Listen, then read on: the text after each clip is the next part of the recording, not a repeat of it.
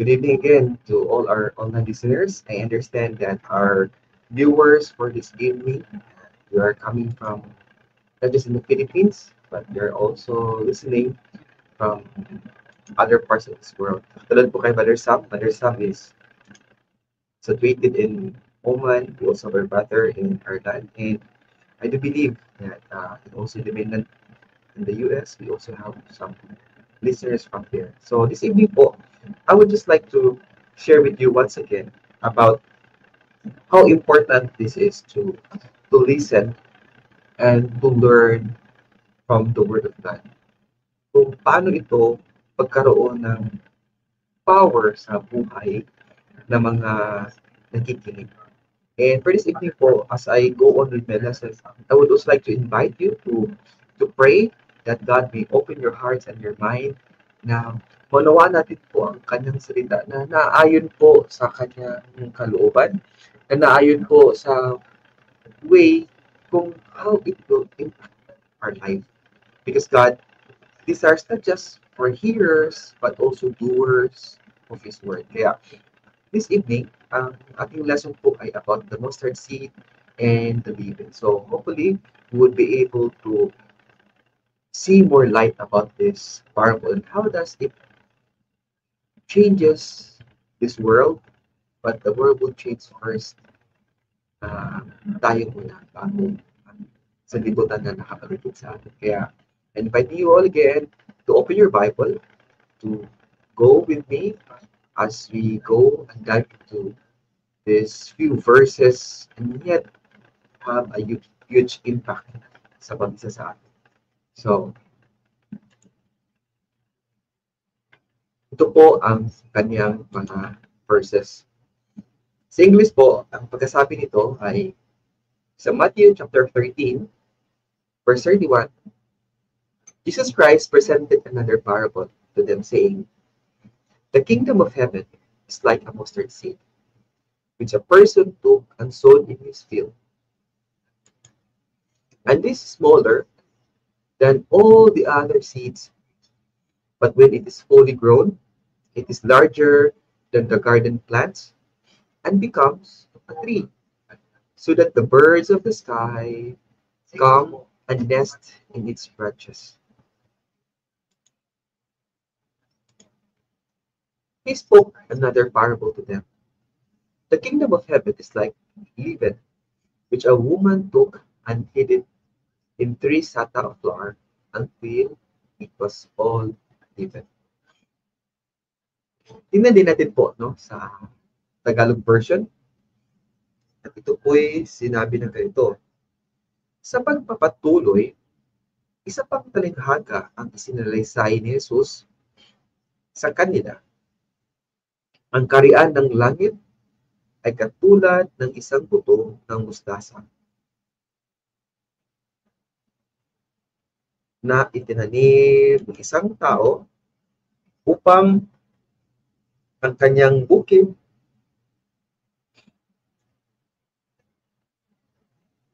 ang buto ng mustasa ang pinakamaliit sa lahat ng binhi. Ngunit pagtubo nito, ito'y naging mas malaki kaysa alinmang halaman at nagiging punong kahoy, kaya't nakakapagpugad ang mga ibon sa mga sanga nito." Nagsalaysay pa si Jesus ng ibang talinghaga.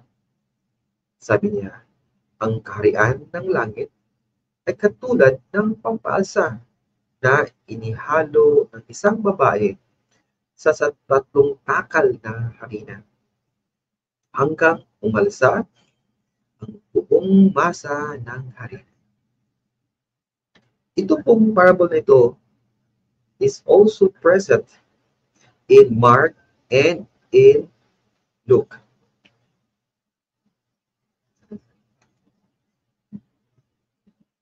In Mark chapter 4, verse 30, ito po ang nakasaad. "Saan pa natin maihahambing ang kaharian ng Diyos? Anong talinghaga ang gagamitin natin upang mailalarawan ito? Tanong ni Jesus. Ang katulad nito ay butil ng mustasa na siyang pinakamaliit sa lahat ng binhi. Ngunit kapag itinanim, ito'y lumalago at nagiging pinakamalaki sa lahat ng tanim. Ito'y nagkakasanga ng mayabong, kaya't ang mga ibon ay nakakapamugad sa lilim nito.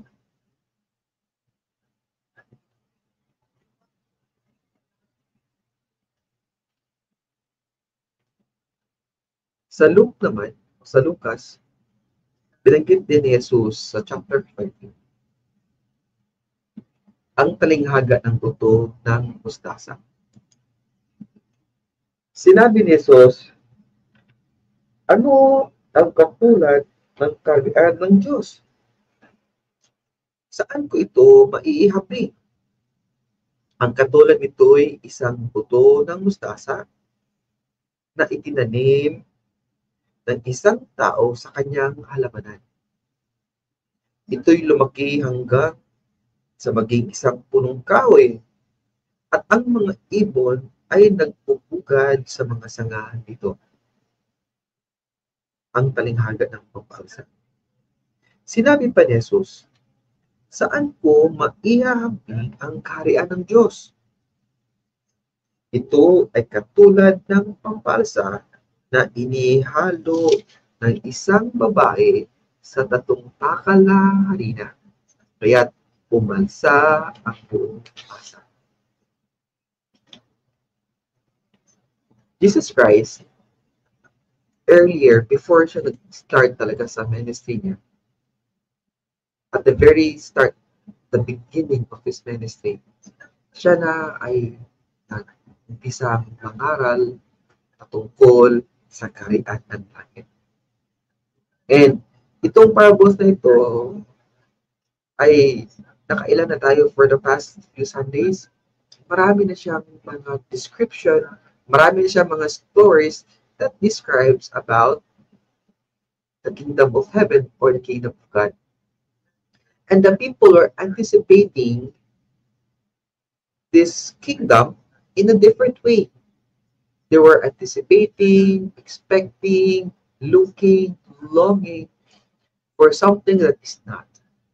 Kaya si Jesus ay nangaral sa kanila ng talinghagang ito upang maunawaan ng mga tao kung ano ba talaga ang meaning o ano yung dapat nilang paghadaan. Upang kung tama ang kanilang pag-isip at puso nito, ito'y kanilang maunawaan. Kaya, this time, he was talking about the mustard seed and the leaven. This morning po, I was walking early in the morning kasi it's good to have the exercise. And then, dumaan ako sa isang puno ng bayabas. I look at that bayabas and I realized, oh nga no, maliit po kasi liit po ng buto ng kamatis ng bayabas. But when I look at the tree of the bayabas, it reminded me of the mustard seed. Kaya sabi ko, that's amazing. And then, duman naman ako ng mulberry. We know mulberry is also cutting tree. We can plant a mulberry tree through its branches. But since it has fruits, I realized na pwede din kaya ang mulberry tree mabuhay through its fruit. Itanim mo yung fruit at then one day may tumubo doon. Kasi wala akong makikitang buto sa mulberry fruit eh. Kasi maliit siya. I cannot see it from my naked eye. And to me, these are the things that Jesus Christ would want his listeners from his time to understand. That the kingdom of God is described like the mustard seed, which is so small and yet it become a tree that even the birds would be able to build their nest, to build their homes on it. And not just to build their homes, but they were able to be fed by that mustard tree, from that mustard tree. And yet that mustard tree came from a very small seed. And Jesus Christ described that mustard seed as the smallest of all the seeds. And ngayon, we have so many things actually to draw from this lesson. And I hope and I pray that we will be able to see and understand the meaning of this in the light of God's Word. So, tunghayan po natin mga kapatid ang meaning ng talinghagang ito.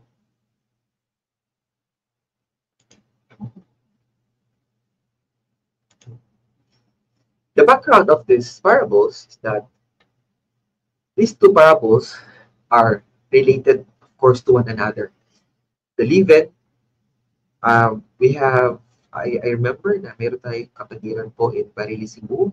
Meron po silang bakery and I observed their baker na sabihin na, Brad, ito Brad, bukas na natin tulutuin, gagawin. Pero ngayon natin siya prepare. And then sabi niya, naglalagay tayo dito ng dough because the dough will do magic sa kanyang because of the leaven. So ngayon, makikita natin dito na the same also applies to the kingdom of God. And sabi dito, the parables of the leaven and also the mustard seed describe one, that they're small. Secondly, though they are small, and yet they have a huge impact to its environment. And understanding the lesson of this parable, we need to see this in the context. Ano bang context ito? We remember that one Sunday, we were listening about the parable of the wheat and the tares.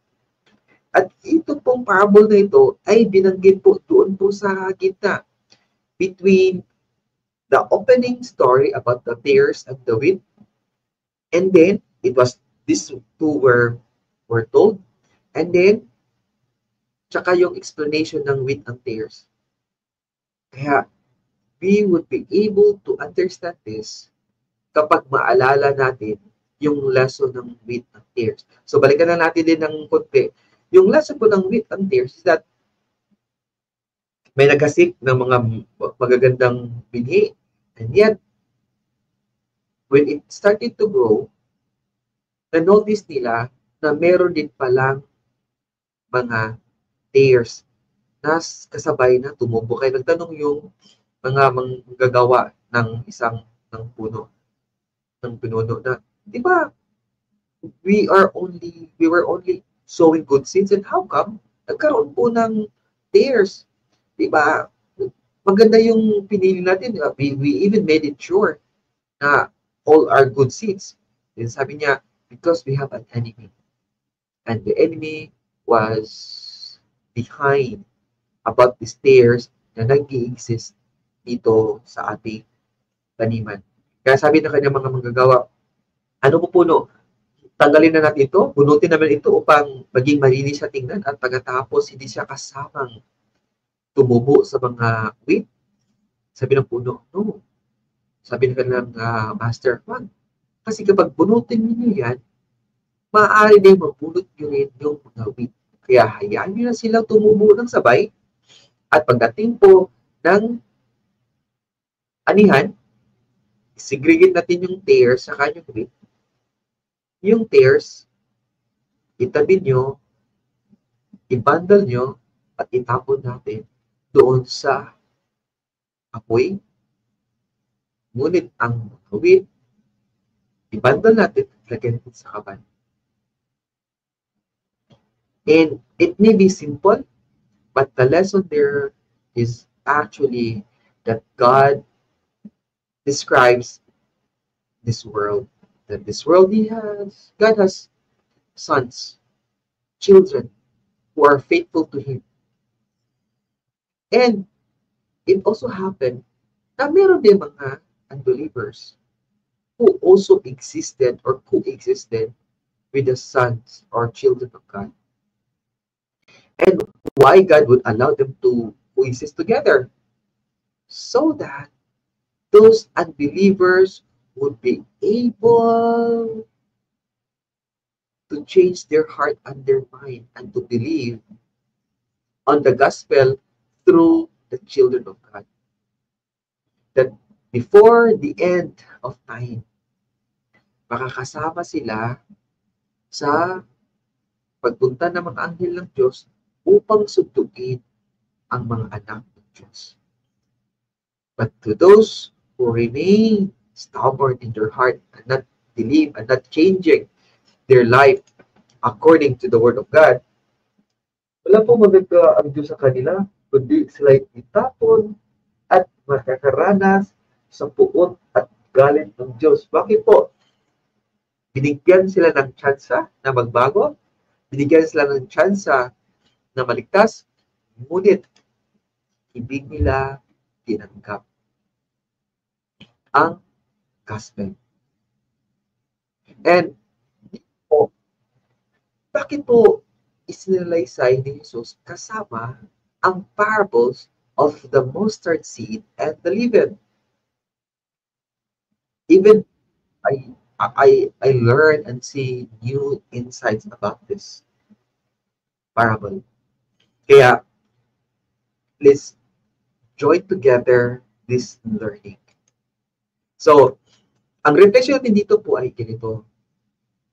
While God is allowing the world to take its chances to change their hearts, to change their lives because of the Word of God, ito din sabi niya na God is working in ways that this world may not recognize, may not notice, because the work of God looks small. Ganoon naman, di ba? Like, since I started doing this mission work, I have met many kinds of people from different walks of life. And most of them would say, yeah, maganda yung ginagawa mo, Brother Malby.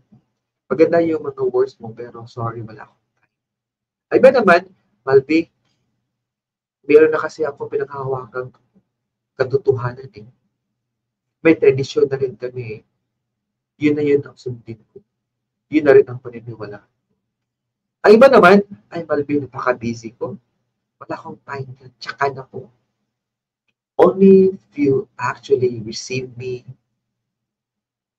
in their homes so that they too will learn more about the Word of God.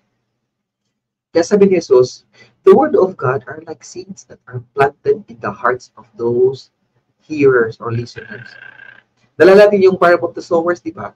That the parable of the sower was about 4 different types of soil, which also describes the 4 different types of heart. One is so hard that it cannot get into it because it's close. Kaya yung ibon, the devil, will eventually take it out easily. Ang isa naman, yung stony or rocky soil, masaya siyang narinig at sabi niya, wow, gagawin ko ito, sundin ko ito. Mag-reflection ako nito, pagbulay-bulay ko ito. Ngunit, hindi po tumagal. Bakit po? Sa pagsubok. Ang isa naman, sabi niya, wow, kaya ko itong tumubo, ngunit tumubo din iyon kasabay ang mga anxiety sa buhay. Worries that troubles the heart of man. Concerns that as if life depends on those things that concern the man. Kaya dalawa yung isip niya. Dalawa yung dedication niya. And we cannot serve two master. Kaya ang nangyayari, napag-iwanan niya yung pagtubo doon sa bini ng Diyos na binigay sa kanya. Ang paghuli ay yung pang-apat, yung matabang lupa, which describes the right kind of heart, na ito'y tumubo ang roots nito deeply, and because it grows so beautifully and healthy, nagiging lumaki, sumagana ang kanyang bunga, at nagbigay ng maraming ani sa Kanya. Kaya, reflection natin dito po, sabi ni Jesus, just like the tares among the wheat, God is also hoping that through His Word, itong mga tares ay makikita nila ng paunti-unti ang buhay ng mga nasa liwanag. And who works for this? It is the Word of God that is planted in their hearts. And those words may seem small, yet if the person who hears the Word of God will have an impact, will have a change in its life starting from within. Another reflection that does these two parables teach us to rest in the power of God. That it is not the messenger. Before kasi, when I was starting doing the mission work, talagang, of course, nagsasanay ka pa talaga. And before I look into the mirror, I look onto my notes. It's important. Preparation is very important. But I realized from here that this is not about me. It is about the word of God that I sowed into the hearts of the people that I met daily. Kaya nasabi dito na we must learn to rest in the power of the word of God. Sabi nga ni Apostle Paul, di ba? That it is the power of the gospel that saves this world. It is not Paul who possessed the power. It is the word, the gospel that he was preaching. Kaya dito, we have to remember na kasi minsan gusto nila, ay magbago ka na agad. The same thing with parenting. The parents would want to see their children growing on the right path. But the truth is, the parents, of course, we want this to see it right there and then. But the parent would find peace, would find assurance here that silang, so lang tayo ng so sa puso ng ating mga anak. And we will allow God to work into the hearts and mind of our children to change them and help them become not the way we want our children to be, but we pray that our children will grow the way God wanted them to be. Kaya, it's important po talaga, hindi po ako, hindi po ikaw ang makapagpabago ng isang tao, kundi ang salita ng Diyos na ating itinanim bilang isang butil doon sa kanilang puso at sa kanilang mga isipan.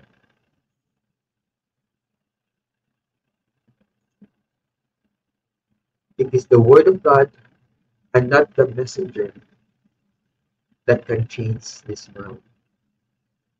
Kaya nga, importante talaga that we will embrace the call of God for mission. That we will embrace the word, the calling of God to go into all the world, to support those who are already in the field. Kasi sabi nga sa Romans, di ba? Paano naman nila maririnig? Paano naman nila malalaman kung walang nagdadala, walang nagbabiyahe, walang nagpupunta, walang sent, walang mga evangelist, mga missionaries na nagpupunta sa mga dibdib na lugar na hindi pa nakakarinig o walang nangangaral sa salita ng Diyos. And here, it is the Word of God that what this world would need to make it a better place. Again, importante po ang messenger, pero mas talaga ang kanyang mensahe. ang kanyang salita na kanyang dinadala. Again, it is not His word, but the word of God. Sabi nga dito, God's word is so powerful. It's not dull, nor it is passive. It is actually active. Active like a two-edged sword. And it is sharper than any sword or any cutting beauty cells that it can thrust into the hearts of every believer. Sabi dito sa Hebrews chapter 4 verse 12, for the word of God is living and active. Ano po yun? It is living and it is active just like those small seed, unlike the leaven, than any two-edged sword, and piercing as far as the division of the soul and spirit, of both joints and marrows, and able to judge the thoughts and intentions of the heart. Ganun po. Kaya importante para talaga na maunawaan natin ito because it actually reminds us to trust and hope in the Word of God. And let us remember again that it is not us, it is not the messenger that can change someone. And let us stop assuming that it is us or the people who convicts people to submission and to obedience to God. Minsan nga, pinapagalitan natin yung tao, no? Naalala ko nga talaga, of course, human as we are, we want to put someone into submission kasi that's part of our discipline, that's part of our control. Pero we force to do the things that we want, but we can never teach their heart if we use our own force, our own mind, our own wisdom. Instead, it shows here that it is the Word of God that we will sow into their hearts. Kaya I remember when growing up, paano pala ako nagiging passionate to do mission work? Because my dad, before he passed away, he taught us all his children, to love the Word of God, to read the Word of God. Binigyan niya ng, iniwanan niya ng assignment yung pinaka-ate namin, yung pinakamatanda namin sa siblings, na hindi kayo pwedeng matulog hanggat wala kayong Bible stories. Kaya, I'm so grateful and I shared this to you because that's how God works into our life. Hindi niya tayo pinipilit. Hinahayaan niya tayo na mag-mature tayo sa kanyang turo. As long as our heart is right.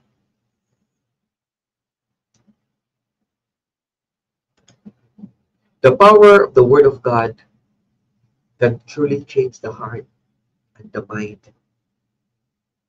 And it has to change.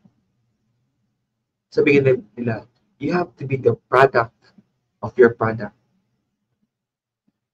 Hindi daw tayo, kung sa sales nga, hindi daw tayo makapag-convince sa iba kapag hindi din tayo convicted sa ating produkto or sa ating what we are trying to promote. Kaya, dito nga, before we expect people to change, that change must start from within us. Hindi po ibang tao na hinahangad natin ng magbago sila. Dapat po, makita natin na ang pagbabago ay nag-uumpisa o nagsisimula mismo sa atin.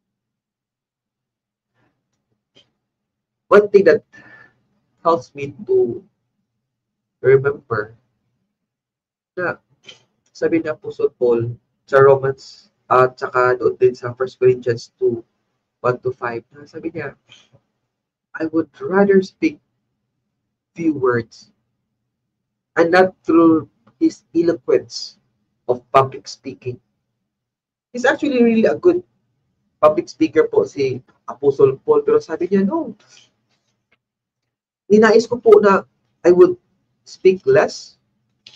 I speak so simply so that you will trust God rather than. So dito, mga kapatid, nang ako'y pumunta riyan, ipinahayag ko sa inyo ang hiwaga ng Diyos. Hindi sa pamamagitan ng kahusayan ng pananalita o sa malawak na karunungan. Sapagkat noong ako'y nariyan, ipinasya kong wala akong ibang ipapaalam sa inyo maliban kay Jesucristo at ng kanyang kamatayan sa krus. Noong ako'y nariyan, ako'y nanghihina at nanginginig sa takot. Sa aking pananalita at pangangaral ay hindi ko sinubukang hikayatin kayo sa pamamagitan ng mahuhusay na trumpate at karunungan ng tao. Subalit nangaral ako sa pamamagitan ng kapangyarihan ng Espiritu upang ang inyong pananampalataya ay masandig sa kapangyarihan ng Diyos at hindi sa karunungan ng tao.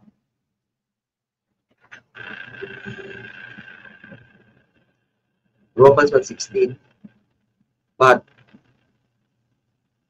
to remember the power of God is in the gospel.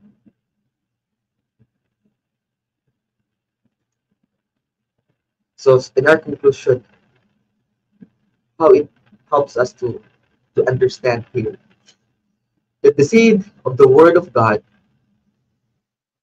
must grow in our heart. At yung height po ng isang tree, ng isang plant, is also determined by the deepness of its root. The higher the tree, the deeper its root. Ganun din po ng mga building makikita natin mga skyrise. Hindi ka po pwedeng magkaroon ng matatayog na building na walang magandang pundasyon. Ganun din sa ating pananampalataya. If you pray that God help me, that my faith will grow, sabi ng Diyos, allow the faith, allow the seed of your faith to grow deeper and develop underneath or within me. Kaya, napakaganda po. Akala ko nga napakasimple lang ito. Napakadali lang itong sabihin natin na unawain. Pero, I never thought about this. It reminded me, this is so powerful. This is something what the world needs. And the world needs the Word of God. The world needs this kind of reading materials. The world needs something that would lead us back to the Word of God. Yes, most people are busy. But with our busyness, let's us find time to what truly matters. Sometimes we thought na, masyadong marami yan Tsaka na lang, no. Allow the Word of God to grow deeper, to allow its roots to be deeply moving so that one day, even us, magkaroon din ng benefit nito. Hindi tayo basta-basta magtitisod sapagkat ang ating buhay ay nandoon sa salita ng Diyos. Yung nga, di ba, sa Matthew 7, the wise man. Ano yung wise man? It's like building a house upon the rock. The trials in life came. It may shattered around, but that house will still remain because it was built upon the rock. The foolish people, they listened to the word of God, and yet they disregarded. What happened to them? They were like a foolish man who built their houses upon the sand. Trials came, it washed out their lives, their houses. Kaya ganun din. Everything po that Jesus taught from the beginning are intertwined, connected. Kaya importante na makinig talaga tayo. The seed of the Word of God will grow and flourish in an honest heart. Bakit po sinabi po, no, na dapat po pala na maging honest ang isang puso? Kasi kapag hindi kasi tayo honest, how can it work mightily in our life? Katulad po, no? Jesus Christ came to be the light of this world. And not just life, but abundant life. But the people were not able to comprehend Him. Bakit po? Because they were not honest enough to confess that they need the Savior, that they need help, that they are lost. That yun po ang ibig sabihin po. Kasi sabi natin, honest heart. God is looking for an honest heart because He wants to bless that person. He wants to help that person to have a life that He meant to be from the beginning. In the beginning, God created this world perfectly before He put man and woman there.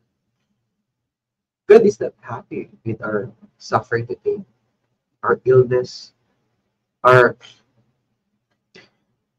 struggles in life.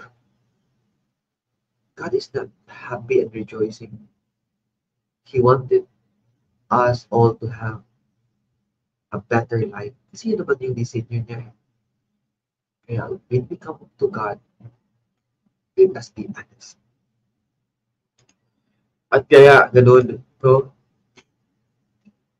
Importante na balikan natin itong lahat. Balikan natin ito lahat ng God. I need you. And apart from you, I am nothing. And mga tagapakinig, let me also remind you that as we come to God, and especially when we start believing God,